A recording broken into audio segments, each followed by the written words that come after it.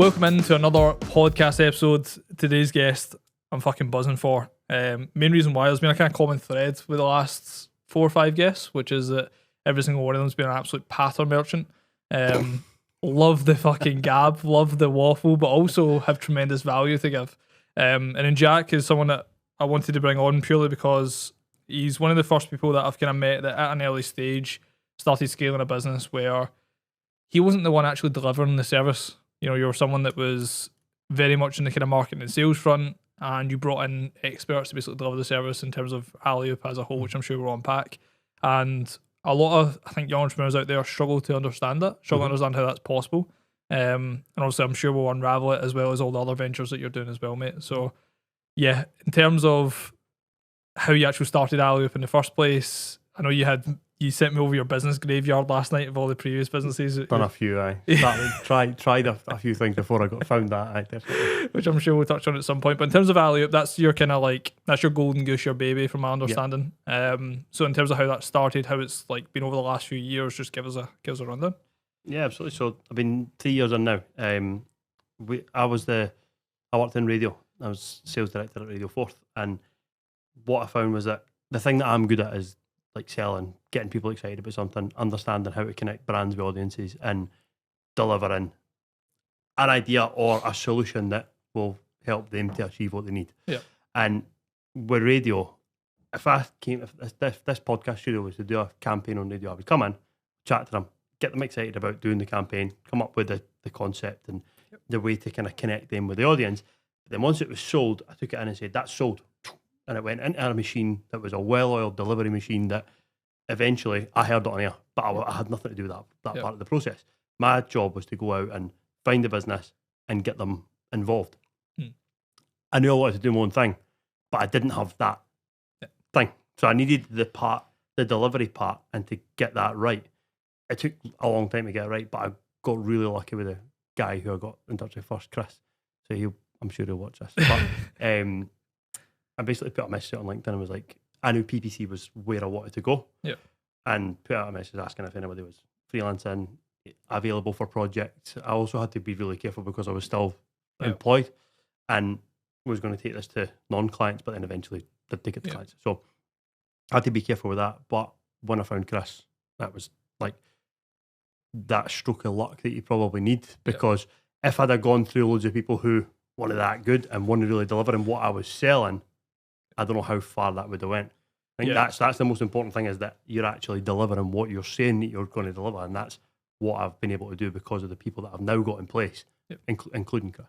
Which in terms of like huge businesses, like that's how they all function. Like, do you know what I mean, the marketing head and the front end's not the one that's fucking delivering everything. That's it. And it's like, I was more curious from an aspect of, like how those actual first few steps happened, because it's actually been a conversation a lot recently with like the stroke of luck I had in finding Andy, where I had Ollie fucking scrape an email list, and Andrew Ellis's YouTube was or Instagram was the fucking first one at the top of the list. But you had someone scrape that list, and that's the thing, is that it's putting yourself in a position to be able to take advantage of the luck. So if I'd have just kept thinking about doing this forever and never actually put that message out to say, can anyone come and freelance for me? And then Chris eventually got in touch. And at the time, Chris was working at AO.com. So he was managing 1.3 million a month in PPC budget. And I'm wanting him to manage like $2,500 for a window business in Edinburgh. And he's like, I can do that, no bother. And it turns out that he could. He's fucking brilliant at what he does. So because he's so good, this is the thing, it's like, when I'm selling, like, see if you were to say to me, like, I need you to sell this thing, and it's a wee bit shite, like, I would be terrible at selling that. See if you say, I need you to sell this, but it's really good, it works, it does what you need it to do, I'll sell it all day. So with the radio, like, I was going to people and selling them radio advertising for the like market leading radio station in Edinburgh. It was when I was saying to them, this is going to work for you, I was confident it was going to work, so I was good at selling it because I knew it would work. So that's what I needed. I needed to perfect that to get something that I could take to people, really confidently say, I'm sure this is going to work for you. And when I've got that, I'll sell it all day. Because I was curious from that perspective of like, obviously I knew you were getting good results for individuals. Nick's like my my gospel. Like I'll trust whatever he says in It's a it. barometer for marketers. Yeah, 100%. And 100%. he's like Chris, and then now Sean, is it as well that you've? So Sean's moved on. Okay, moved on. He was so Sean came on and was going to be doing the sales side. Yeah. We've now got Vivian. Yeah. And so Vivian is Indian living in Edinburgh, but had an agency in India. Okay. That he was freelancing for me for ages. Yeah. So he was doing all this freelance stuff, and the stuff that he was giving us back was really good. Yeah. And then we just kept working with him for months and months. And he eventually was wanting to come on board full time. Yeah. And then he hit me with this. He was just like, "Oh, and I've got a team in India." And I was like, "What do you mean?" I had no idea that he had this team in India. But he was like, "Well, I've got 2 people that I employ in India that help me to deliver what I'm doing for you." So in bringing Vivian into the business, Nidhi and Johnson, who he employed in India, came in on the same. So basically acquired his Indian agency. They came in and they all kind of came in to the business on the same day.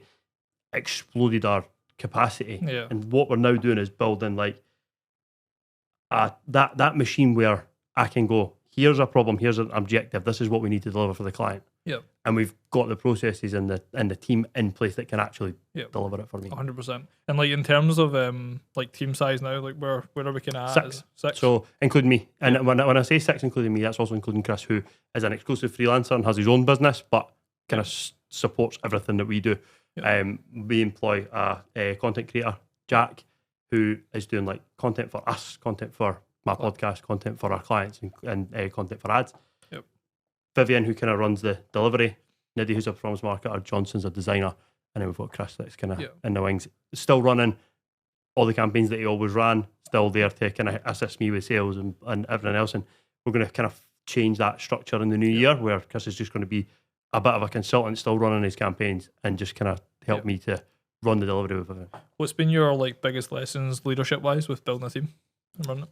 So I probably go back pre Alley-Oop for that. Yeah. I worked for a guy called Craig Lumsden when he was the sales director at Radio 4 when I came in as a graduate sales trainee, and he was the best manager of people, salesperson you could ever work for. And the stuff that you pulled from him and the way that he done things. And then I've had brilliant managers after that. Yeah.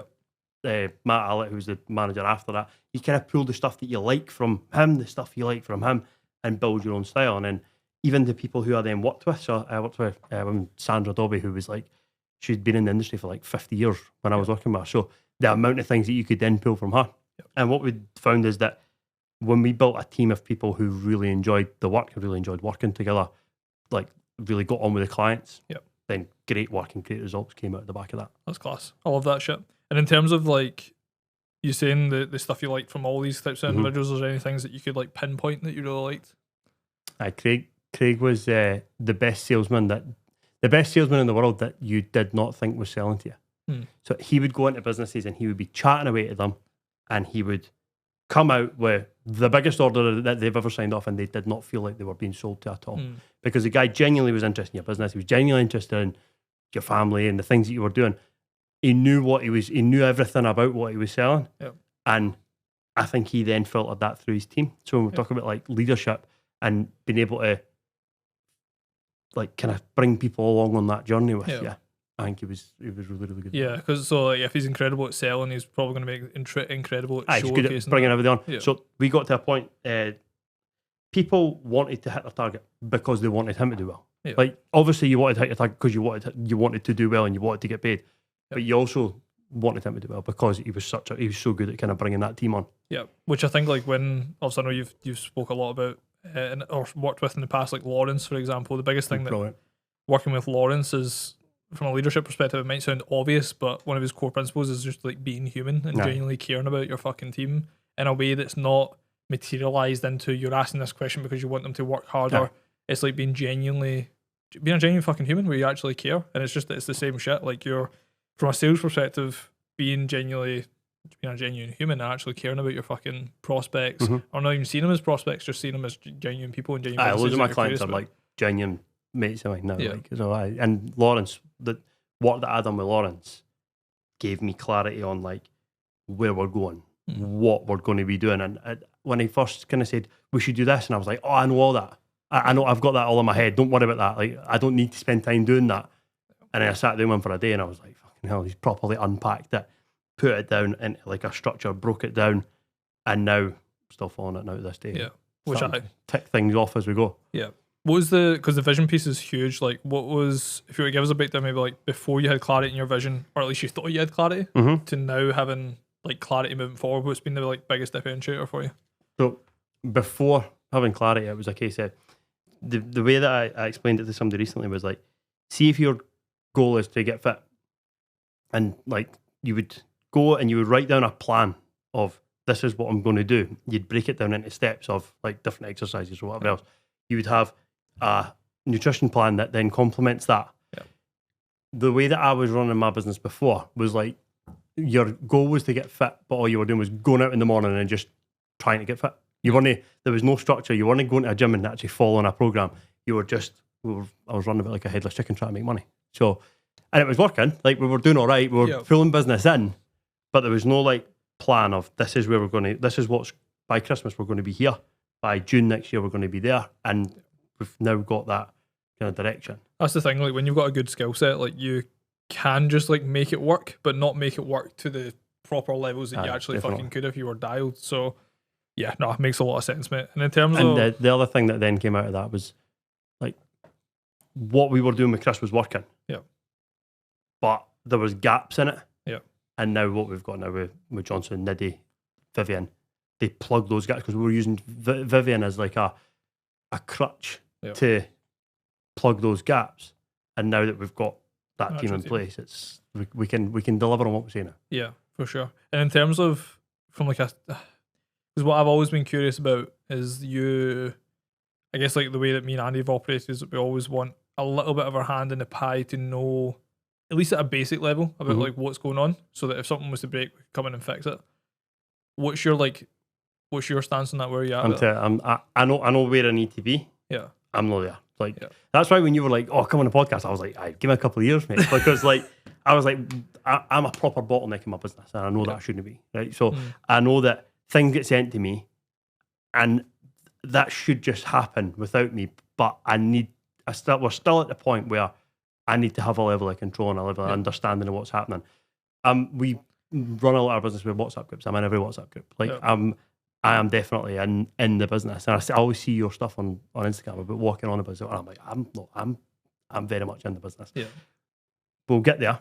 But I literally brought in the 4 employed people in the last 2-3 months. So for now, the plan was kind of Q4 was going to be bringing them in, properly integrating them into the business, and allowing me to then go and just sell as the plan. That's the thing as well. It's like when you're in the seat that you should be in, it's crazy how much the business grows, because like you said, you're not the bottleneck, you're not, I mean, you could say half-arsing, but you're not really half-arsing in business, you're quarter-arsing fucking multiple different things. Aye, or you're like going like that much and just working too much to the point where you're slowing things down by trying to do everything and actually probably overstretching yourself at the same time. Yeah, which is like one of the big things we're working with Lawrence as well is like one of the rules he ran me through leadership wise was like, leadership is not complete control, but it's also not complete abdication, in terms of you pretend that you're nothing to do with it anymore. It is somewhere in the middle, and it's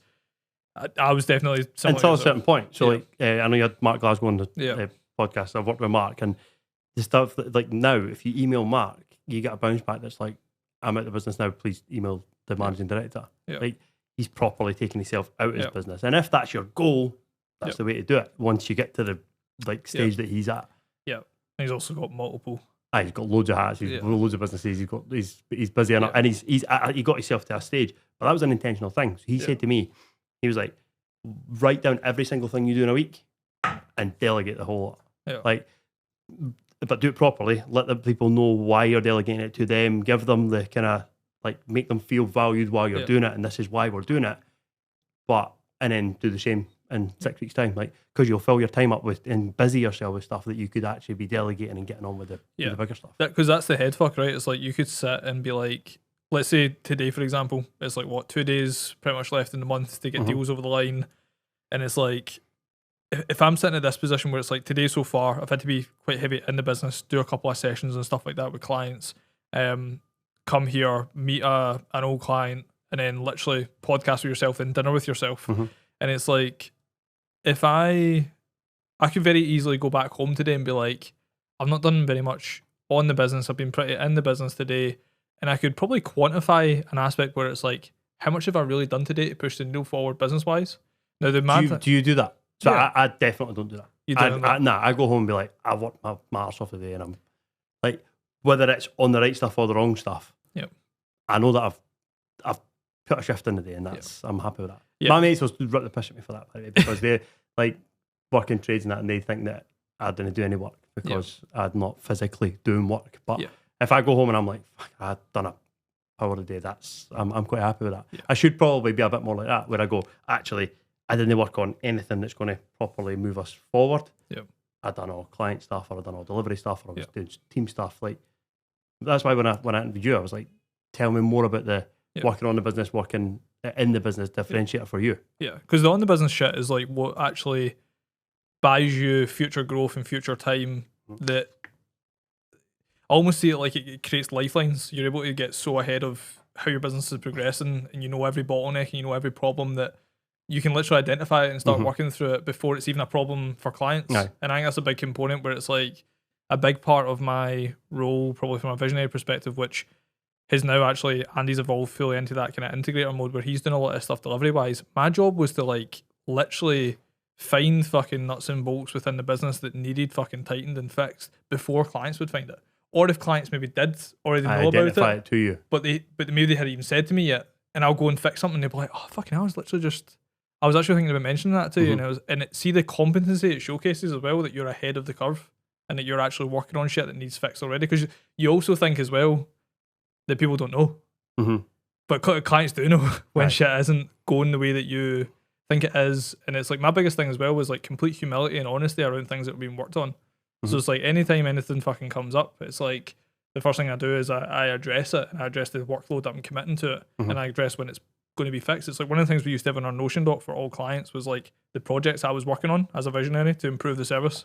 So they had like full yeah, they literally had a visual timeline, and it kind of got to a stage where like no client even looked at it because they just trusted me to, like, it's almost like they were so bought in to the point that they would give me feedback. So I remember a client gave me, I think it was G one of the times, G gave me feedback on a session where it was something small, which in my head we usually spend on a Tuesday morning 9:45 till 10, and they'll just bang through all the wins of all clients. All clients will bang in wins in the chat and we'll celebrate them.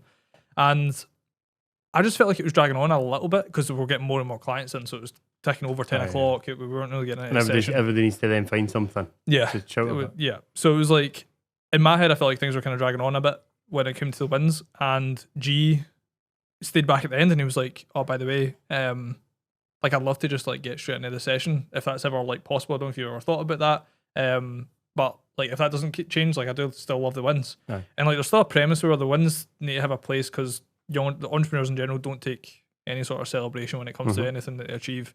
So it still needs to be there, but we also need to have a cut-off time for it. So straight away we implemented it, and the attendance of sessions increased. And naturally from there things started to like follow suit where the sessions were more valuable. And I sent G a thank you gift just for like the feedback and actually implementing it, which further reinforced for other clients to then give me further feedback to better the service. And it's like it all stems from, once again, like if people have trust in you to improve the service, it's a big component as well of working on the business there. I think on the bottlenecks that I create within my own business is a lot of the stuff that can be done. Like, so it's not really like the client delivery side. Like our client delivery side is very accountable. We're a performance marketing agency. Clients can see how much they spent, what the results are. They can see it quite tangibly. For me, it's like our website's been under construction for probably 4 months longer than it should be. Like that's the date we're going live. We're probably 3 and a bit months over that. So we are going live. But when's this going out? I mean, it'll be probably closer to like January time. So we'll be live by then. Yeah. But it's been like dragging on, and it's all me. Like all the guys are doing what they need to do right away. Yeah. I'm the one that's slowing the process down. How are you slowing the process down? Overthinking it, no finding the time, filling my diary up with like important delivery stuff, client stuff, meetings, and it just gets put to put to the back burner. So why did you not offload it to just be completed without you? Tried it. So tried looking at outsourcing it. What I found was that, and this goes for a lot of stuff that I think about outsourcing. So, and I know that I'm wrong, but I was like, no, do you know what I mean? Though I'm like, I know that this can't be the case. Yeah. But people are like, look at like a VA. Yeah. Okay. The time it would take me to brief a VA, I could probably just do it.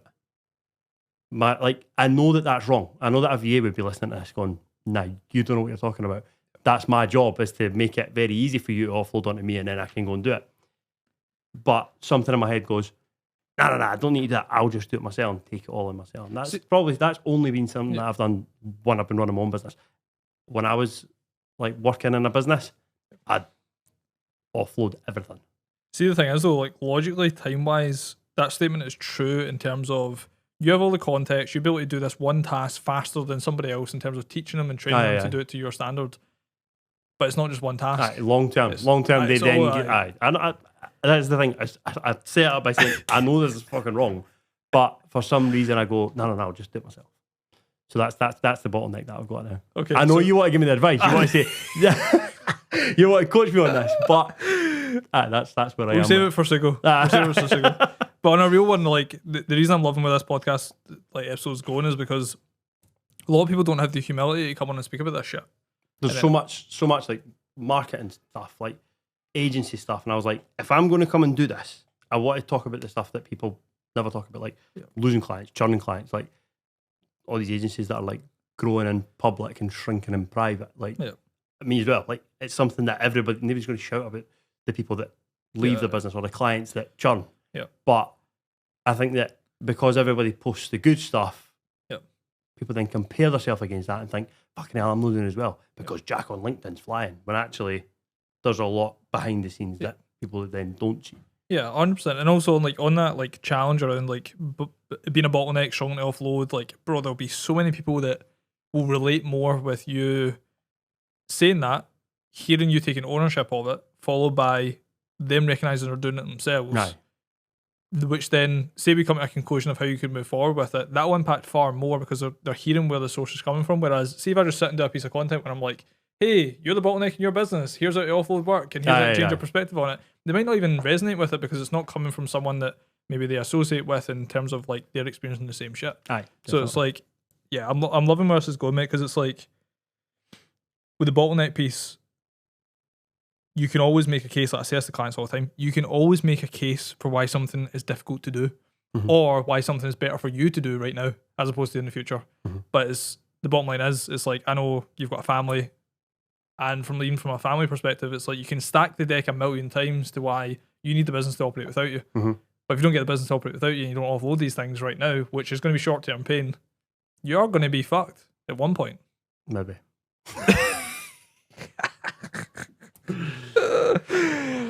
It's also the goal. The goal isn't for you to stay at this size either, right? No. Want to grow the business.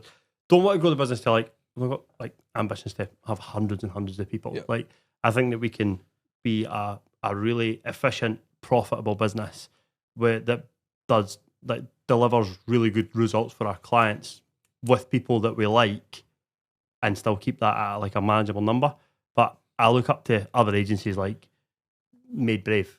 I always say like I want to build what Made Brave have built for as a branding agency. I would love to build that as a performance marketing agency. What is it about their brand you love? I love. So I speak to their founder like irregularly, but I had him on the podcast. Like always, kind of followed what he does. I like their brand. I like the way that they shout about themselves. So they almost treat their own agency like a client. So their agency doesn't fall into the background while they're busy like kind of promoting their clients. They always promote themselves. They're always shouting about the stuff they're doing. They do it in a very real way. They've just like even just like the space that they've created within Social Hub, like with the space that they created before, just I feel like it'd be an amazing place to go and work. I applied for a job there, got paid. So like I was like, right, okay, well maybe we could go and build something similar on it. Yeah, that's mental, to be fair. I think it's interesting because like agencies coaching as well, for even from like our perspective of Young and Lazy, it's like those two businesses. I mean, Phil Graham done a big YouTube video on like just like the one of the best businesses to start or run. It just matters with the profitability is, I mean, coaching, but also agency wise. Like I see it firsthand with clients. The profitability that you can scale up to is fucking crazy in terms of like capacity for clients. Plus, when you actually have like a result printing machine, like it starts to become very like easy to replicate. When I left my work, I needed 3 clients to be able to replace my income. Yeah. My kind of basic salary income. Maybe 5 clients to replace my basic with bonus. Yep. And if I could get 6 clients, then I'd be earning more than I was earning at Power and that Global after that. So the businesses that I worked for, I knew I needed like 5 or 6 clients. And I really, really want to do it. And my wife was like, right, I'll basically pay everything for 6 months. Like I'll pay the bills, I'll pay you didn't need to earn any money for 6 months. Go out and do whatever you can. Any money you earn, then that's extra. So, and then within a couple of months, the business was turning over money enough that I was earning more than what I was earning at Power. So, like that, knowing what you could make from growing the business, kind of, and having that safety net as well, support her to be able to go, right, I'm going to go and get a try. What do you think you would have done it without that push? I was going to do it. I was going to leave Bauer, and then Global got in touch with me literally as I was going to leave and go and just give it a try, because I'd kind of been trying it with a couple of clients. I'll tell you that full story in a minute. But Global got in touch with me and were like, will you come work here? And I was like, no, I don't want to do that. I want to go and do this. And they're like, we'll give you 3 months guaranteed bonus. And it was 3 months to my wedding. And they're like, we'll give you 3 months guaranteed bonus in the run up to your wedding. And I was like, right, fine, fuck it, I'll try it. And then after 3 months, I handed my notice in and done 3 months notice. But I was really upfront with them. I told, like, I wasn't like, oh, fine, I'll take that. I was like, I don't think this is for me, but I'll try it. Yep. And it wasn't for me. I actually left to go to another job that fell through. And when I was at Bauer, I went to a timber merchant they gave us like 20 grand a year to Bauer every year for like 20 odd year. Yeah. And I took on that client, and I kind of got 30 off them the following year, and then I got 40 off them and grew the account. And then when I went in to see him, start of 2020, right? So pre-COVID, he's a timber merchant. So he's ready for this explosion, but obviously doesn't know it's coming. Yeah. So I went to him and said, see that 40 grand that you were about to give me? Like, give me the 20 that you would always give me. The other 20, I think you should spend on Google and Facebook. Yeah. I'm saying this like, these guys at Bauer, like, I got sacked for this, and I've got a really good relationship with them now. Yeah. So I kind of hope they don't watch this. But I was like, give me the 20 grand for the radio and give me the 20 grand for Google, and we'll see what we can do with it. And they were doing 13 grand a month on their online shop organically. Yeah. We launched Google Ads and COVID hit, and they went to 170 grand a month from 13. I was delusionally like at the time I was like, fucking hell, this is amazing, it's worked. Yeah. They were the same. They were like, fucking hell, that's amazing. But obviously COVID had a massive, gave that a massive lift. I went to another client, Lochinvar, who still a client now, do their like TV campaigns for them. They've been brilliant with me the whole time. But I was like to them, do this. I know you're spending, they were still spending money on Google, on Bauer. I still probably would have got sacked for it, but I never took any money from the station for it. And I was like, do this, do Google, do targeted Facebook posts and retarget the people who don't convert. Yeah. And they were like, right, fine, we'll do that. But we're not giving you our window brand that we've spent hundreds of thousands, probably millions of pounds promoting over 20, 30 years. Yeah. We're going to launch kitchens. You can do this for kitchens. Yeah. And that way, he's like, because we don't get any kitchen leads. Now, the phone doesn't ring and people say, can you come and fit a kitchen for me? Yeah. So if you can make the phone ring with kitchen leads, then we know it works. Yeah. And we launched the campaign, and in the first month, not a fucking lead came in. Right. Fuck. And I was like, they're going to cancel it. And I was like, give it, like, last. And so we kept refining the campaign, getting it right. And eventually the leads started coming in. And then they started coming in a bit faster. So we got it to the point where it was turning over. They then opened a kitchen showroom, and like now they're doing TV ads for their kitchens. So it eventually worked for that as well. And that's when I went, right, okay, I'm going to go and do my own thing. So me and Chris were like, we're going to go and do this. And if we can get 10 clients, we'll be fucking loaded. It's having the balls as well to fucking do that though. I wouldn't have had it if Lauren hadn't said she was going to pay the bills. Like, yeah, because I had a wee boy and one on the way at the time. Mm. I was like, right, I need to go and do it because I'll just get stuck in this, Yeah. like wanting to do it and no doing it. I think like that support piece. I mean, I've not really spoken about it that much in the podcast, but even like Bex for me, man, like she used to fucking Makes your dinner. I'm on your Instagram. I'm like, fucking hell, sitting. He's just finished his work. Bang, dinner done. boom, scran. Some of the scran, like, see, sometimes when it happens on a call, man, the boys are like ready to scrap me on the call, and they look at me differently, mate. They look at me differently. But even the early stage, like when I first met Bex, she had like not a penny to her name, still at college, like working a part-time job, etc. And within like obviously COVID hit, and then post-COVID, like she got a spot in JD Gyms, which was at X House for Less at the time in Cumbernauld. Got a spot in there, first female PT in there. Aye. Fully booked within like fucking 3 months. And before I knew it, mate, she was making fucking like 2x, 3x what I was making because I was still streaming at the time. And I remember just like, even just like streaming wise for me, if my fucking subs dropped below a certain amount, which would impact my cash, she would gift anonymously and then they'll tell me. Oh, really? To bring my subscribers back up. So I'm thinking, there's this anonymous gifter that's gifting me all this fucking dough and all that. And I was like, this is fucking mad. Turns out it was fucking her. When did you find that out? It was just after a couple of months, just things started to just like add up. And Right, she figured it out rather than yeah, no, I like, figured okay, it out. And I just said to her, I was like, because the thing is with gifting subscribers, I only get half of the money. Mhm. So I The was platform like, take the other half. yeah, platform Right, takes cool. the other half. So I was like, you're kind of pissing away half the money. And like, I love the You'd be better gesture. to post it through the door. I was like, I love, like, when I found it out, I was kind of taken back by it initially because you're this masculine man that doesn't want to fucking take help from your partner and you want to pave their own way and all that shit. And there was advice from a mentor at the time that told me about one of the co-founders of Goldman Sachs and how that co-founder essentially had his wife paid for university for 4 years, covered the bills, and then also for 7 years up until when they became like public or profitable, whatever. She also covered the bills and all that sort of shit. And then Goldman Sachs is obviously worth fucking 200 odd billion or whatever now. Right. So I remember him telling me that story, and he was like, honestly, take the fucking help and support and stop being a stupid cunt. That was literally what he said to me. And I was like, okay. And when I started taking that support from Bex, that was when my life got tremendously easier, but also like fairness wise in terms of how I'm wired, I'll fucking do anything for Bex now as a result of that. And she'll get that back and fucking, she'll obviously already is getting it back and more, but it's like that level of support that you would have had from your wife, having that like push and just been like, fucking go for it, make it happen, I'll cover 6 months. Because see the amount of times I fucking hear clients that maybe have a missus or maybe have a mum or a dad, and it's the polar opposite. Zero support. It's like, aye, what about if this happens? Nah, Lauren was never like that with me. Like, she's like, do it. Why are you still talking about it? Yeah. So I think that's probably what I needed at the time as well. Because you do love talking. Aye. Yeah. That's it. Love it. Yeah, so from what I'm curious about is this kind of like business graveyard that you spoke about. You sent me through quite a hefty list. Do you want to run through some of these businesses that you tried and what happened with them? I just think, again, just trying to be like real about it. And like I've seen people, like even people in your network, and I've spoke to younger people that are trying different things and not quite found the thing that's going to work for them. And like, so when I was at uni, I started like when all my mates turned 18, I seen the DJ at a party playing music, and I was like, I could fucking do that. I can't DJ, like still now can't DJ.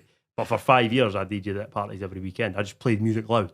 And I was like, when I was 18, and like my mates' older brothers were all turning 21. Yeah. And then you've got that like kind of period where from 18 to like 23, you're at a different birthday party every weekend, whether it's somebody younger, somebody older. My wee sister's 3 years younger than me. So when I turned 21 and all my pals all turned 21, she turned 18 and all her pals all turned 18. And mate, I was fucking every weekend. Like people would turn up to a different hall in Edinburgh, and I was the DJ with the same music, the same playlist, the same patter. And they just went every weekend. That's what people done. They went to a different person's birthday party, and it was fucking me rocking up in my wee van. Right. And it meant that through uni, I didn't have to get like a proper job. Yeah. But I was focused on that. Like I kind of like my two pals at uni, Scott and Mark, they're like both done the same degree as me, and they were like, "You're going to fuck this because you're too busy like doing that." Yeah. And then I started rolling out like poker nights, pub quizzes. It was all just under this same banner. Yeah. And then any money that I handed out for anything, I tried to then start that business that I was handing the money to. So like we've done like people would put like seat covers on in bowling clubs Yeah. for weddings. So I was like, I'm going to buy the fucking seat covers and I'm going to do that as well. And then started kind of trying to build more of that. I done a club night. So we went to Tina Park and there was a bar called Cocktail. And I went there and like everybody in South Edinburgh was at Cocktail all day. The fucking Arctic Monkeys were on the main stage. And everybody that I knew was in Cocktail, and nobody even bothered. We went to Tina Park, never seen an act. Just were in this bar because it was absolutely jumping. And then I don't even think Instagram was a thing then. Maybe it was, but it wasn't big, No. right? But I managed to find the guy who was DJing there, booked him to come up to Edinburgh. He was like 750 quid or something. I booked a hall at first, and it sold out like that, and then moved it to like a club. Yeah. And it was fucking rammed. But I'd done it at the cocktail reunion, right? Yeah. Ripped it off, got a letter, like a cease and desist from Tina Park saying you can't fucking do this. I've got Tina Park logos on the poster and that. They're like, you can't do this. So they sent a cease and desist like that day. Yeah. On the day of the event. And I was like, fuck, are they going to turn up and shut it down? Like, what's going to happen? I was like, fuck it, I'll be fine. So we done the first one and I made a fortune of it. Like, and I was like, right, fuck it, I'm rinsing this. So the next year, I'm like, right, we've got to do a Tina Park warm-up, cocktail warm-up. Honestly, not a fucking soul turned up. So it had its thing. I made like $7,000. And back then I was like, fucking hell, this is amazing. I had like a bag full of cash and that. And then the following year, absolutely rinsed it. And then I was going, right, we're going to try again with the reunion parties. I'm going to do Edinburgh and Glasgow. I was like, right, done Edinburgh. It went all right. Yeah. But Glasgow just wasn't selling to the point where I couldn't afford Richard, the DJ, who was coming up. Yeah. I had to phone him like, mate, I can't do it. But I had sold maybe a couple hundred tickets. And I was like, maybe we could just put this on. The guy was like a big, handsome black guy that's a DJ at Cocktail. And I replaced him with my mate who's like a white, skinny guy, and tried to convince everybody, including the club owners, that this was the same guy, right? I was like to him, you need to change your name on Twitter. His name's Paul, and I was like, change your name on Twitter to Cocktail Paul. He's like, nah, I'm not doing that. So that was like the last of the nightclubs, and then we had a video went viral. It was, remember, like, there's quite like mainstream now, bubble football. Yeah. So the bubble football video went on Lad Bible and it went viral. And my mates were like, yeah, we need to book this. This would be amazing. We looked and you couldn't book it. It was in Eastern Europe or something. This video had came for like Eastern Europe. And you couldn't find it anywhere in the UK. I was like, even if it's like Manchester or something, we could go down, we could do this bubble football. It looks like a good laugh and then we could go out for a night. Nah, you couldn't book it. And me and my mate Darren were like, right, we've got to buy these bubbles for China. Yeah. Bought them for China. And we would book out like gym halls. And like we'd done Edinburgh, Glasgow, Aberdeen. We'd just book gym halls and then we'd have like, say, 6 hours. And we'd just sell the hours. Right? So we'd just sell the 6 hours. We got in with like stag do organising agencies that we would just give them like 7 hours on a Saturday and they just go boom, boom, boom, boom, fill them up.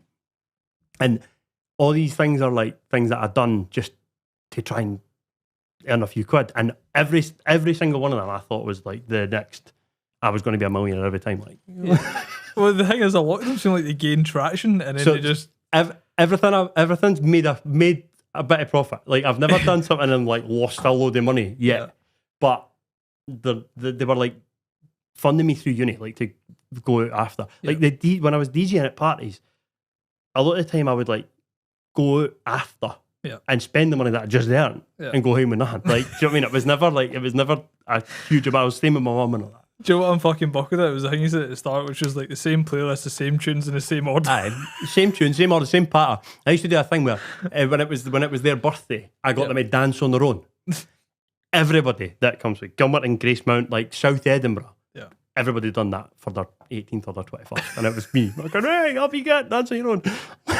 Like people never got bored. Well, I didn't think they got bored. Maybe they were like, that guy's an arsehole, but I didn't think that they were that bored. That's fucking mental. What are some of the other ones? Hit me. Any other ones in there? Aye. So I tried a thing called Boom Advertising. Yeah. So this was going to be, like when you go to the toilet in a pub and there's the frames. Yeah. Right. I was like, I'm going to go into all the pubs. I'm going to put these frames up, and then I'm going to sell the advertising spaces to like taxi companies and all that. That's one that never made any money because we never really got it to the point where it monetized. But we tried it. What else have we got? Tried loads of different things to kind of try and make a few quid. Like, yeah, it's funny though because like I said there, like a lot of them kind of seem like they gain a bit of traction and you make a bit of money, and then from there they just like don't go anywhere. Like, what did you find was the common thread? Did it just seem like it just fell off a cliff, or nah? So the entertainment business ran its course. Like I wasn't then at a point in my life where I wanted to work every Saturday, Friday and Saturday. Eventually I had like two guys that would go out, guy Liam, another guy Bruno, that used to go out and do the parties, and I would just like kind of go around and make sure it was all right. I hated to stress it, so I hated like this sounds silly, but just like playing somebody's first dance song, and if something goes wrong or there's a power cut or the music fails, I hated that part of it, like the liveness of it. I always say that I'll never do another like live business, and I'm potentially going to be in another live business very soon. But I'm like, I'll never do something that if it goes wrong on the night, it's a disaster. Like with marketing, like if it goes wrong, we can fix it. But if it's somebody's first dance at their wedding and the music goes pew and stops, like that, they're never going to forget that. Yeah, I think it's probably a good point to segue into the Edinburgh Playbook, because I think that's something that you built tremendously. You've from my understanding of just even knowing you for the last like couple of years, you have always found ways to just like get in front of people and get eyeballs, and it was like at different times always knew what you were doing or what you were up to or what was happening. And Business Playbook's been the definitely the vehicle for that for me in the last few years. Like, and what was the kind of like idea behind it? Like, what was the kind of like thought process? So I wanted to do it because I like to talk to people about business. Like that's how I've done all right in my career, because I know like, that's what I like to talk to people about, like their story, what their plans are, how they've done it. And I wanted, like, I've always said to people that the actual reasons for me starting a podcast, like actually growing a podcast and having a podcast, is reason number like 7, 8, maybe 9. Like it's no the thing that I want. Like obviously, if I'm having a conversation with somebody and people want to listen to it, that's a nice feeling. Like I can appreciate that. When we got one that done quite well, and I'm like, that's good. I like the fact that happened, but it's also because of the value that the people will then get from it. So like reason number one for doing it has always been like, I want to have this conversation with that person. If somebody wants to listen to it, great, but I genuinely just want to speak to this person. Number 2, like I get loads of LinkedIn content from it. We wrap a networking event around it. So I always said, like, when we first started it, I started it with a guy, Jamie Hodgson, and he was like to me, like, what's the best networking event in Edinburgh? And I was like, well, I went to that one and it's a bit shite, and I went to that one and it wasn't that great. And he was like, well, I've done the same. I went to that one and I thought it was terrible. And then, so I was like, we could do one and build something that's a bit better. So that was the plan with Business Playbook, with the networking event. But then I realised that after 2 or 3 of them, if you walk into a networking event and there's 100 people there and you leave and 10 of them know who you are, you've probably had quite a good networking event. Like you've probably worked the room quite well. But see if you're the host of that networking event and everybody's there for your event and you're hosting the podcast, and 100 of them go away knowing who I am, knowing what I do. And that started to kind of filter through in opportunities for my business. And there's a story I tell all the time about with the networking event. I invited one of my clients along to the Business Playbook. So this is the thing that people don't talk about when they run agencies, right? I invited a client along to the Business Playbook, and I used to buy the drink for when we done them in the bank. I used to buy the drink for the playbook. So I invited the client along, and he's standing drinking my drink at my event.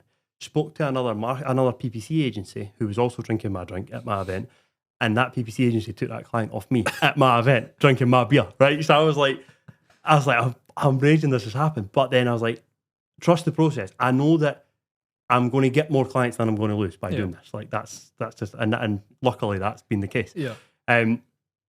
There's another podcast in Edinburgh called the Edinburgh Business Stories. It's really good, and the 2 guys that promote that host it, I talk to all the time, and they've got like a pretty solid criteria. So they'll, because I pitched one of my clients to go on their podcast, and they were like, that's fine, here's our criteria: 2 million turnover, 20 staff, 3 years in business. I might be getting that wrong, so apologies if I am. But this is our kind of criteria, but it is £2 million turnover, and I think it is about 20 people on their team.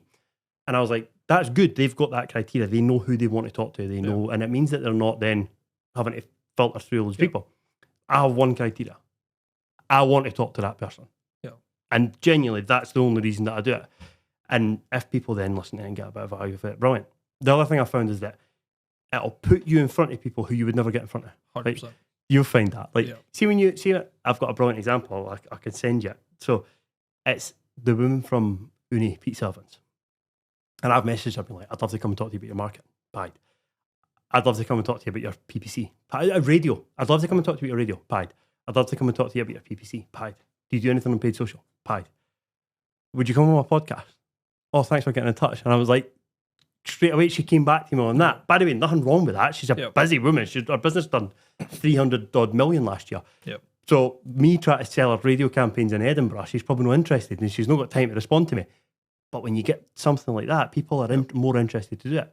So now I've got relationships with some really prominent business people in Edinburgh and across the UK, Lewis Kemp, type of person who you want to be able to pick up the phone to if you've got an issue. He runs a business in my sector, a really successful agency. Yeah. I want to be able to pick up the phone to that guy if I've got an issue, and I can because I build a relationship with him through doing the podcast. And as well, it's like all it takes is a couple of hours with someone, like the little 30 minutes before, sitting down with them and then going for like a dinner or just grabbing a chat afterwards. 100%.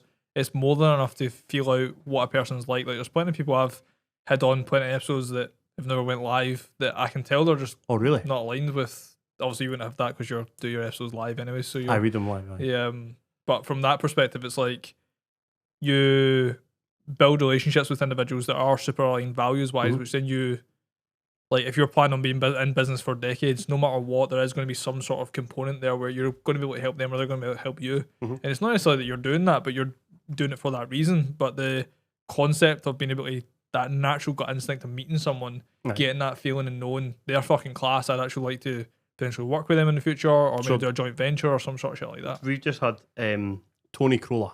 Now, I didn't want to plug my podcast on your podcast, right? No, go for it, bro. It was fucking brilliant. It was such a good episode. And I was like, he was on in my business stories and he was like, he did episode 3 or something like that. And he came on mine and I'd taken loads of quotes and stuff like that I've heard people saying to me, oh, he said this to me, and put them to him. And he's full of quotes, he's full of patter, and he's been in business a long time. He's very, very good. We've just signed up his business as a client. Yep. I don't think that conversation would have happened had I not spent that time with him. But one of the things he said to me this week, he said, somebody asked me why I do these things. Somebody was like, why do you bother with these things, these podcasts? And he was like, one day my grandson or my great-grandson that never met me might like punch that into YouTube and might actually come across it. And like there's a bit of lasting legacy of him talking about his business for an hour and a bit with somebody who doesn't know that much about his business. And I never ever thought about that until we had Ryan from Audro on, and 4 months later he was tragically killed. And that is now like a 50-minute conversation of him talking about his business. He's got 3 young sons, and see if that gives them 20 seconds of like joy listening to their dad talking about the business, then it's worth doing it. And that guy gave up. He's a busy, successful guy with 3 young kids. What we obviously didn't know was that his time was limited. Yeah. He gave me probably 2 hours beforehand. He travelled to Edinburgh. He'd done the podcast. He stayed behind and spoke to everybody afterwards, probably there for 3 hours, travelled back to Glasgow. Guy probably gave us 10 hours of his life. Yeah. And I don't think that you can take that for granted anymore. Like after that kind of thing happening, like I think that's really important that I never take that for granted again. Yeah. Because it's that sort of shit, mate, that like the definition of taking that shit for granted, like we take fucking life for granted, full stop, man. Like 100%. We'll get up and we'll fucking feel tired and our whip score will be fucking 30% and we'll be like, oh, just fucking rest up the night. I sent my whip back because of that. I was like, I can't, you know when that anxiety feeling when your phone's got 1%? Yeah. I was like, this whip is telling me that I'm tired and I don't even feel tired. Sorry, carry on. Nah, it's just like that component of just, it probably links as well to the shit we touched on earlier on with the vision and the clarity piece. Like when we have a vision of what you want to obtain, partnered with this like never lasting like gratitude and excitement for life. That, I mean, Jeff Bezos spoke about it on Lex Freedom's podcast, which I love, which is called the day one method or day one theory, which is all about living your life every single day as if it's day one.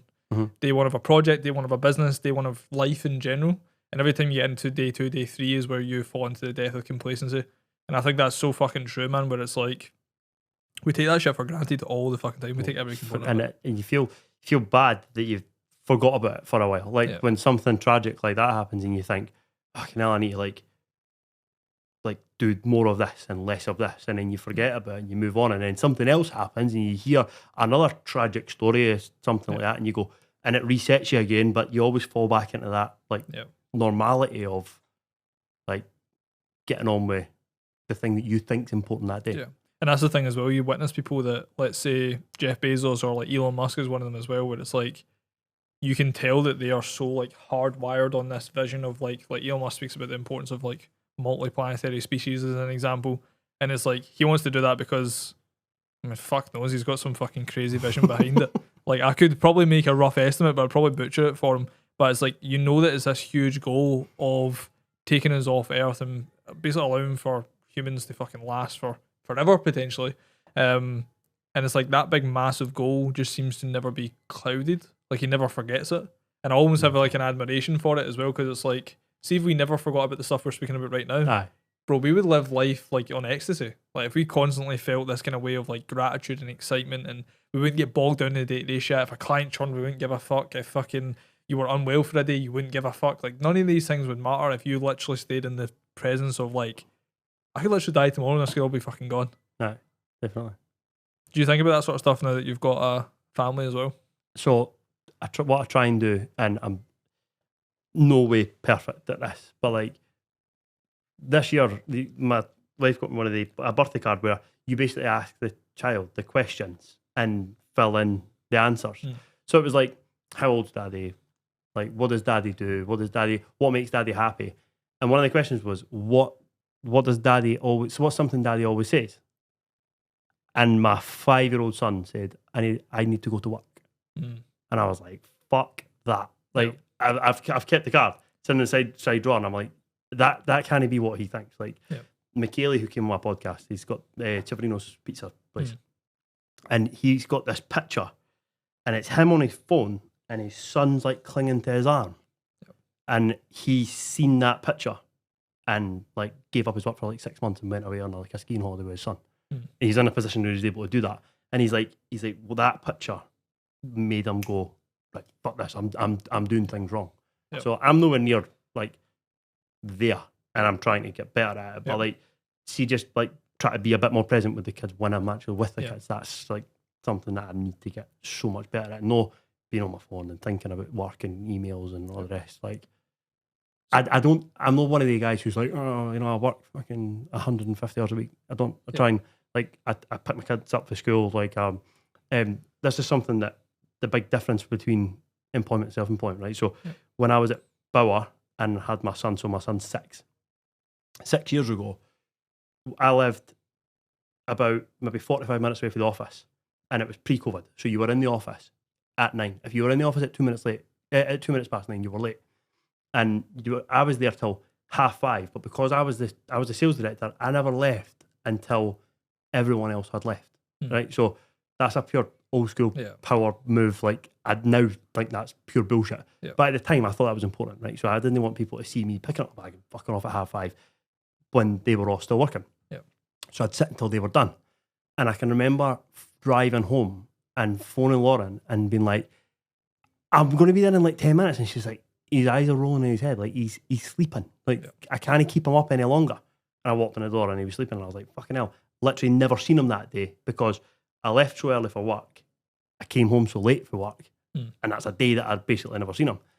When Lucia, who's 2, was born, I like didn't work a Wednesday. I just took the time. But I only had 5 clients. I was, like I said, I'd replaced my income. I wasn't like growing the business, and I wasn't like, but I was like, fuck it, like for the first year, I can afford to do that and take that time back. And I reckon in her first year, I probably had more contact with her than I did with my son in his first 2 years, because I was working from home so much more flexibly, could take the time off. And if I could change that now, I would. But I'm like, now I can do that. So the plan is get better at that stuff. So what you're telling me is like off the back of this, you're getting that VA in place and you're getting those. No, that's why the website's not getting done because I'm like, fuck it, we'll go to the park. Yeah, it's beautiful, mate. Because We had sorry, mate. There's another, we had I've got an office down the stair for the house, and it's kind of away from the house, not like not in the house. And I was like, say to the man, like after work, I'm going to take you to.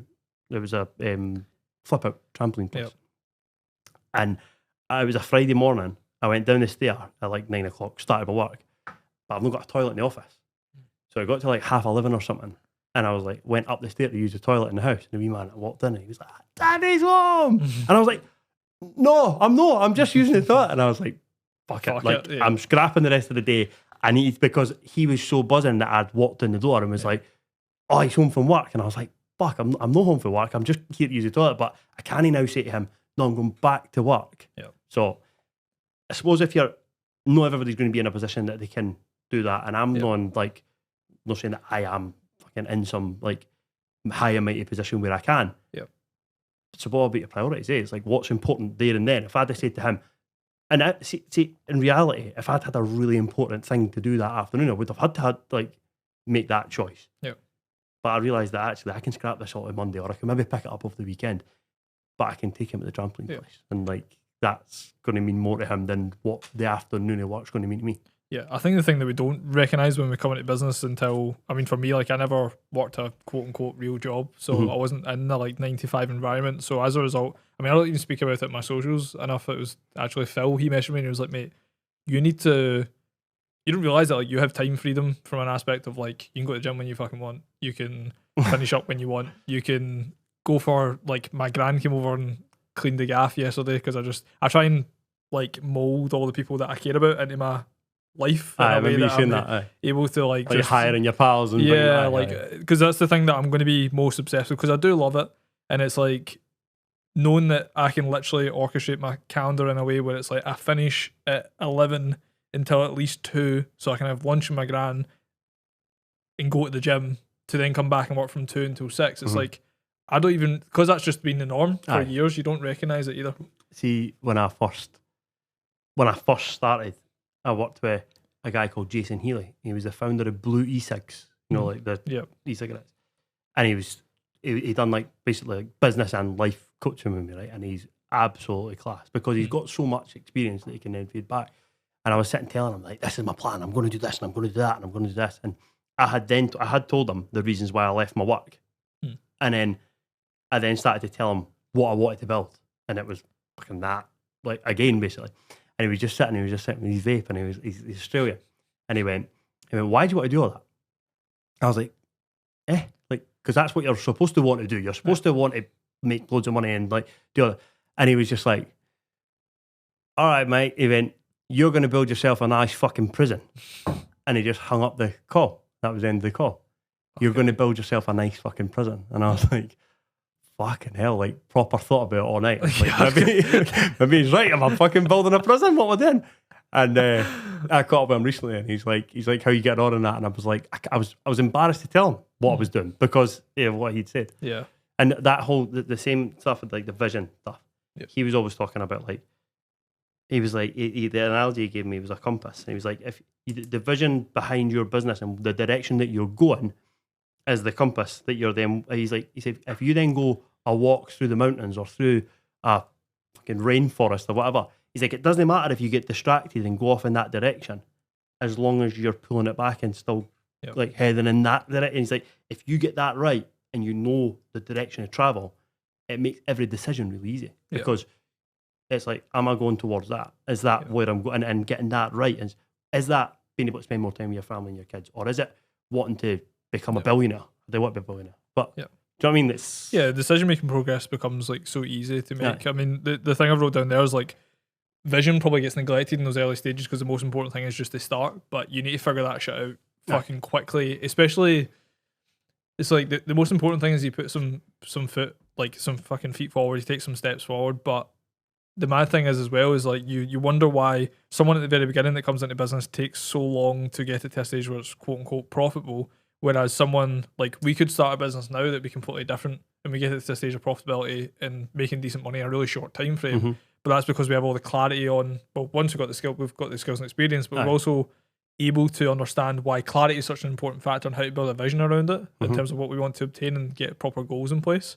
And I think it is a component of like, see if you can get fucking really good at combining the thought process of just taking action with also getting clearer on your vision as time goes on. Aye. Like, mate, the fucking clarity you'd have in terms of moving forward is mental. I remember hearing it on a podcast. I can't remember who it was. They were talking about how, like, you know, like kind of visualizing things. And, Yeah. Like, I don't know how what your stance is on like kind of like The Secret, all that kind of stuff.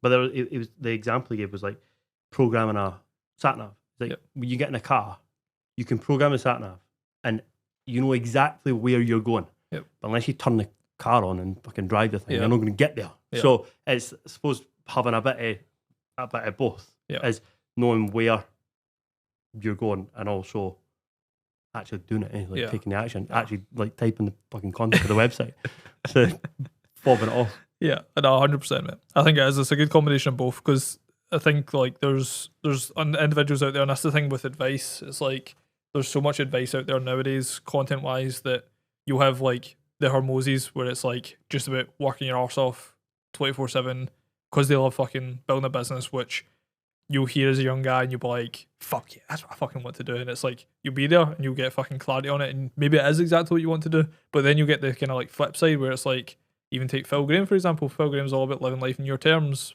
building a business that operates without you. See, so's the other one. So this is the thing, right? So Hormozy's thing is, you're saying that Phil Graham's thing's living life on your terms. Yeah. So's Hormozy. It's just that his terms are different to his terms. Yeah. So I remember hearing Hormozy saying something like, don't judge your like barometer is what success is. So, like, don't judge my life on what your barometer of success is. Like, this is actually what I want to do. So I suppose if you can get yourself to a position where you can do what you want to do. Like, get up in the morning and do what you want to do. I'm not there. I think do fucking loads of things every day that I don't particularly. I might choose something else over that, but I also need to like you say, move things forward. 100%. And I think that's the confusing part for people, because you're absolutely fucking bang on the money. I said they're completely different, but they're actually the exact same thing. But it's just their own version of living life on their terms is completely applies to them. Whereas someone will see the definition of, let's say, even taking that as an example, see the Hormozis and think they're not living life in their terms. They're not doing what they want because they're working all the time. And you maybe see Phil and you'd be like, oh, Phil's spending time with his kids and going shooting and doing fishing and, you know, chilling for fucking 8 hours a day or whatever. And you might think that as a result, Phil's more successful, but in fact, they're both just doing what the fuck they want to do. And the other thing is that your interpretation of that versus my interpretation of that might be different, because you're younger than me. You've not got kids. Like, your interpretation of that might be different to mine. I don't know if it is, but like, I suppose it's all about like seeing it through your own lens. 100%, mate. I couldn't agree more. One of the businesses we haven't spoke about that you started was Powdify. Powdify, aye. So I'm far bolder than I look. And by the way, by the time this segment comes out, I might have been to Turkey and had my transplant. But I've got like a proper penalty spot top of my head. And I used to buy this stuff, Topic. It's like a hair fibre stuff, and it's like you can't tell, but if you've seen what my hair actually looks like, you'd be surprised. And so the product works. I know it works. And I basically I was spending 55 quid a month on this product. And I found it, white labelled it, found it in China, white labelled it, created a brand, created a site, launched it, started selling it. And basically, I started doing it because I knew that it worked. It worked for me. I was spending 55 quid a month on it, and I was like, I could buy it for pennies. Like pennies. So I started doing that, started selling it. It's still not like a massively profitable business. It maybe does like a couple of grand a month. I don't take a lot of money out of it, but when I was in between jobs, it did kind of tide me over a wee bit. Just recently launched on Amazon, working with Yanni on it, doing some stuff with Josh. Like there's different, and I still plan for it to do something, but it's never been like, it's never done that kind of like 20 grand a month that I wanted to do. It's never near that. So I'm sure we'll get there. Hopefully we'll get there. We'll either get there or I'll join the business graveyard with the bubble football and all the rest of them. So that's the thing. It's like, I think that's all right. Like, but I don't think that people like to talk about like a business that they started that just kind of plodded along Yeah. and like didn't really do that great and might not be the thing that's going to change their life. That's fine. Yeah, because I Tried think it and like done it and Yeah. didn't think about it and like actually went for it, but just it's not quite there. yeah, I think the big component of it is that people get too emotionally attached to it. And I'm there. Yeah. With Powderfy, I'm there. yeah, Should have probably cancelled it. Should have probably canned it maybe 6 months ago. But I keep ordering more stock and thinking we've got to do this and we've got to do that. We'll do a marketing plan. We'll launch it on Amazon. We'll do all that. Yeah. Hopefully, maybe when this comes out, it'll be doing well on Amazon because we've got a wee plan in place with Yanni and a couple of other guys that we're going to try and get that moving. how much time do you commit to it, like on a weekly basis? Powderfy. Yeah. So the Powderfy lead time. This is another reason why it probably doesn't take off. The lead time for delivery is very dependent on how busy I am while out, how much my kids are sleeping. Like, I don't commit enough time to it. Yeah. And like Yanni will text me and be like, Jack, you need to get like 5 orders away for Amazon today. Amazon are really strict. Yeah. So like if somebody orders it on Amazon now at 4:10, Amazon expect that to be in an every box tonight before midnight so that they can then get it. So Yanni's like, you need it. And I'm like, man, I can't get to it. Like I'm in Edinburgh, the stuff's in Glasgow, like we'll get there with the FBA stuff where Amazon are then fulfilling the orders and we just need to promote it. That's the plan. Yeah. But I'm less than 2 hours a week on it just now. I've been probably 10 hours a week on it, up to 10 hours a week. I've always done it alongside either my full-time job and part-time agency, my full-time agency, and everything else that I've got going on. So it's just never been something that I've been able to like offer a lot of time to. Yeah. So if anybody wants to come in and take 50% of Powderfy and help run it, fucking be my guest. I've worked with Connor Joss on like TikTok Shop, Yeah. Yanni on Amazon. I'm just like, somebody take this and like make it go. I'm sure we'll get there. Yeah. There's loads of business like products that are doing it. Yeah. We'll get there. I think it's so interesting because it's like you're someone that just from sitting across for an hour and 10 minutes. Is that how long it's been? How's that, of course. That you're like, it's almost like any like the challenges or things that are going on, like you're so aware of the solutions. So Aye. like, you know, you need to get a VA in place. Mate, see, You know, you need to fucking spend some time on this shit to make it pop. I've always said like, it doesn't matter what I'm talking about, whether it's business, relationships, family, friends. Like if one of my mates was to come to me with my problems, I would be able to tell them the solutions. Yeah. But for some reason, it's like making sure that you implement these things yourself. And like you say, getting the marketing plan going for Powderfy, fucking marketing agency. It shouldn't be difficult for us to do it, but it's allocating the time and actually going, right, that's how we're going to do that. Why do you think that doesn't come to You fruition? try to coach me again. No, I'm getting better at it. Like, I'd say I'm getting better at that part of it. Like, it's gone right, okay. And like one of the things recently, one of the things that came up on my podcast, you know, the guys at Be Inspired. Yeah. One of the things that they said that was class, and this is purely related to like business. They said something that they brought in from football was one of their coaches used to say to them, don't get too high and don't get too low. So if you score a hat trick, like you could be away and your head's away and you're thinking it's great, and then you fumble the ball and end up like giving the ball away and giving away the lead, and eventually, and then you become too low. So like September this year, August we had a bumper month. We onboarded about 8 clients and not quite double the revenue, but like put a lot of money onto the revenue, and my head was away. I was like, fucking hell, we've cracked it. And in November we had September we had 3 or 4 clients churn. That's the nature of an agency. People don't like to talk about that. Like, we've got some clients who've been with us for 2.5, 3 years since we started, but you naturally are going to have people who are going to come on and do it for a year, or they're going to come on and do it for a month, 2 months, 3 months. It doesn't work every time for every single person. So we had a few clients churn in September, and I went from August being like, fucking hell, I'm going to go and buy a minted car, to like, oh my God. And my problem is I'm really extreme either way. So I think this is all going to fizzle out and disappear, and I'm going to like lose everything. Or fucking hell, like what, we're making fortunes. So it's getting that balance and trying to like level it out and no get too high when it goes well and no get too low when clients churn or people give you feedback. See what you said at the start about that feedback. Yeah. I don't know how I'd have dealt with that. I don't know if I'd have been like you going, right, okay, taking it objectively. I got feedback from a client recently and I was like, I just probably could get better at like constructively taking feedback and actually implementing it rather than going, fuck you. Like, do you know what I mean? Which I know, like, mate, so many people will resonate with. Like, I know that the reason I'm so good with feedback is because I once was terrible with feedback because, like, in the gaming world, when you're competing, like, every single game's high intensity, every single game there's constant communication, every single game there's feedback, because if you don't win, then you've done something wrong. So if you've not won a game, then you've done something wrong and you require feedback. And it's like, I think that environment created almost like a hotbed for me being able to take feedback, because I was a fucking prick back then. Like I couldn't take feedback, and I would dish it out, but I wouldn't be able to take it back. And what about if somebody gives you? So we recently had feedback that I think is completely unjust. Completely unjust. Yeah. I actually think that the client who gave me the feedback is absolutely the one in the wrong in the situation. Yeah.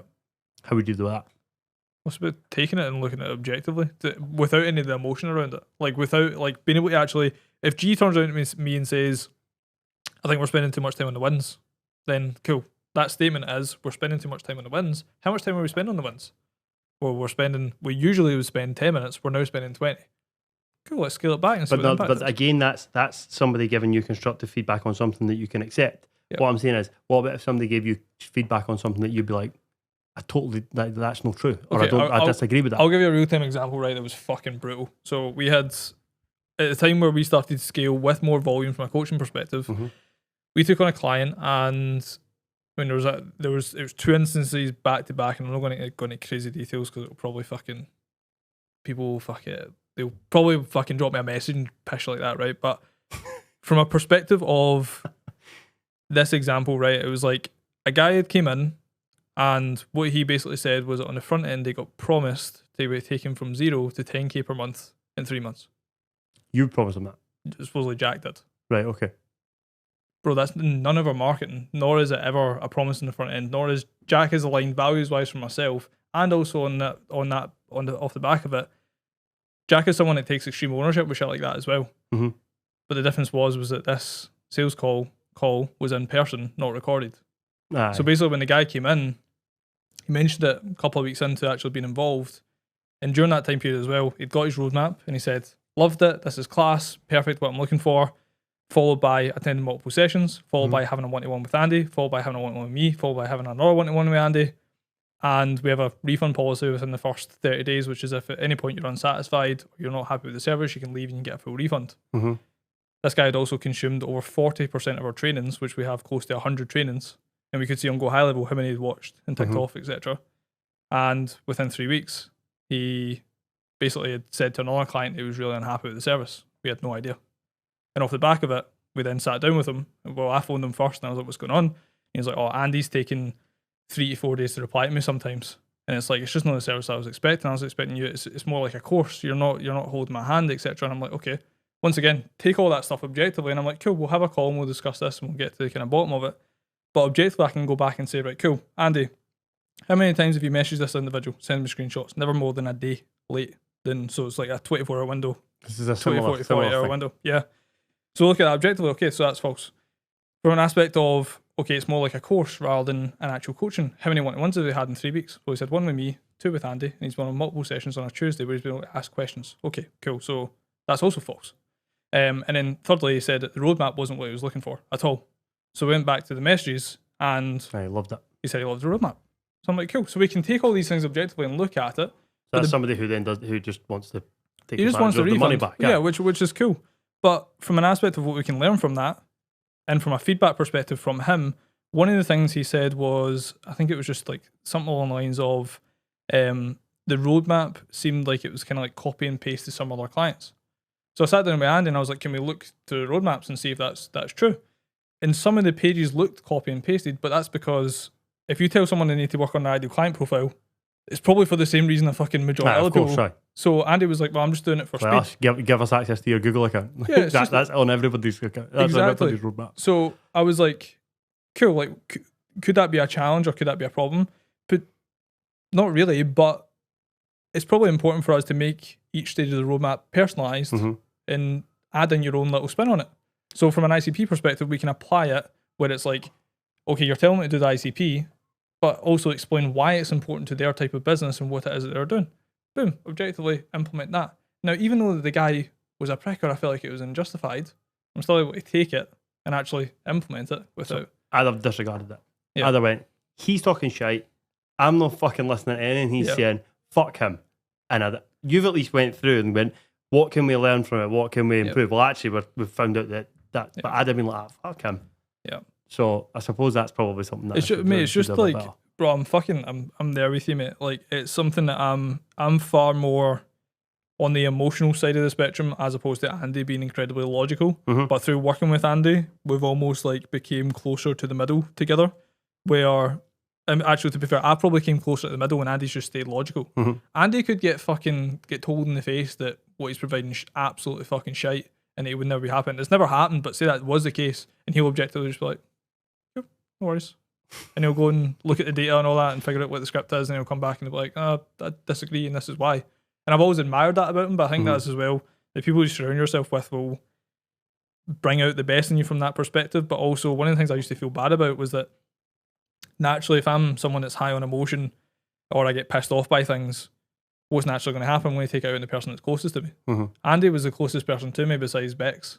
Aye. And it's like, you start to realise the impact of that. So for me, it was more like that initial gut instinct feeling, by the way, of that's pissed me off and that's fucking annoying. That doesn't go away. No. But it's creating the space to be able to be like, you know, fucking take some space away. Like, I got a churn message on Saturday from someone, and in the moment, I was playing games with the boys, chilling out. I seen the message, and I'm like, oh, man. And in that moment, you feel shite. Aye. But Andrew Dobby said to me, the guy who made Brave, said to me on the podcast, he was like, people always hand their notice in on a Friday. He's like, because they want it off their chest so that they can go into their weekend. He's like, but what they do is they fuck your weekend because they send it to you on a Friday. He's like, 6 o'clock, they're like, bang, and they send you it. He says, and then I'm like, and then you don't sleep, you think about it all weekend. Yeah. And he's like, really? That's why he was like, he never checked his emails after like a certain time, because at the time where there's nothing more he can do that day, there's no point in ruining the night. Yeah. So it's that, eh? Like you're sitting with the boys playing games or whatever, and then you get that and it interrupts your day. And don't get me wrong, like it might make me, like in that initial moment, I might be like, oh, fuck's sake, like it's a fucking client trying to pull up the numbers, and I might get a bit emotional about it. But it's then my job from an aspect of, like, I almost seen it like a goal of decreasing the time window. So I'd always create space till the point where I felt relatively low emotion was the goal to begin with. And that space of time used to sometimes take a few days. Now it can take a couple hours. And all I need to do is just create a couple hours of time and space before I revisit it. And that was something I learned from my mum as well, mate. Like, my mum used to be on, I don't know if I'm allowed to say this, Paul, so this might be the first thing that we ever cut out, but my mum used to be on have you never cut it out? I've never cut nothing out, bro. It's always completely raw, but I don't know if I'm allowed to say it, but mum used to do court mediations, right? And it's like, when she's on the court mediations, she would literally be, say she's representing her client to collect a debt, right? And the person on the other side is obviously claiming that they don't need to pay the debt or they can't pay the debt. And mum said some crazy court mediations in her time where she's had it up on. And it's like, when she's sitting there, I definitely can't say this, you know, I definitely can't say this, I'm saying it, but basically from an aspect of, she would handle it very professionally, but in the moment, she would like write down on her notepad what she was really thinking. Actually, so she'd be like, sales manager, sales director at Radio Clyde, Jill Todd, fucking legend. She would write emails and save them on her drafts. Yeah. Never an intention to send them, but she could get off her chest. Yeah. Fuck you, whatever she's putting in email, save it on her draft. And she knows when she's writing it, they're never going to read this email. Yeah. But she'd write it and save it on her draft. And I'm like, maybe that's so. There's one other thing that I think is a bit of a hack for freelancers. So the difference for me between being a freelancer and being an agency and that kind of thing, like your churn affecting you or like separating your money for the company's money. When I had like 4 or 5 clients, like the money that came into the business was my money. That was the money that I then paid my bills with.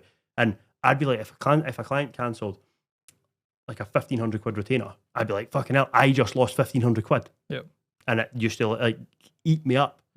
see separating and actually getting a bit of like accountancy advice and like running it like a proper business, like a proper agency, and having the business's money, my money, separate, it feels completely different. So if anybody's like a freelancer that gets that cancellation and they go, fuck, like that's so like that's a proper, that made a huge difference for me. Having like Alley-Oop's money being a separate thing. So when Alley-Oop's business goes up and down, my own earnings are different to that. Like, so I think that was a huge one for me as well. That's class to be fair, mate, because I think it's something as well. Like, I remember I was chatting to Lawrence. He was like, what do you think's changed for you this year in terms of how you feel like you've operated? And I went, well, I feel like I've got my personal income to a level where I feel a level of financial security, while also having a safety net within the business that gives a level of financial security. And I'm someone that probably thrives without the worry of worrying about cash all the fucking time.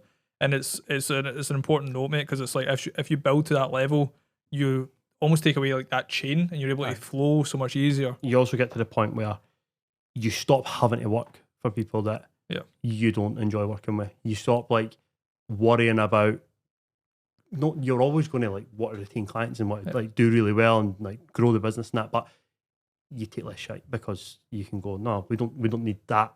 So like you put yourself in a better position. Yeah, 100%, man. I couldn't agree more. I think that's an amazing note to finish on, brother, in terms of where people can find you. LinkedIn's where to get me, so Jack Carlin on LinkedIn. I'm going to separate my Instagram out and have things like going out there at some point.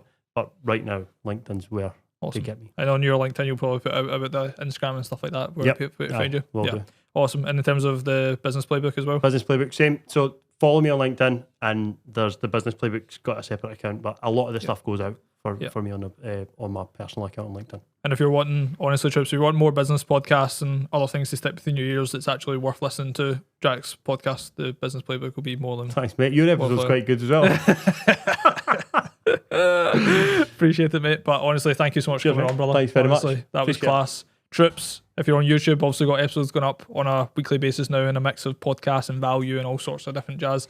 So if you're enjoying it, please be sure to let us know on Instagram or LinkedIn. Drop me a little message, and go on and have the most amazing rest of your day.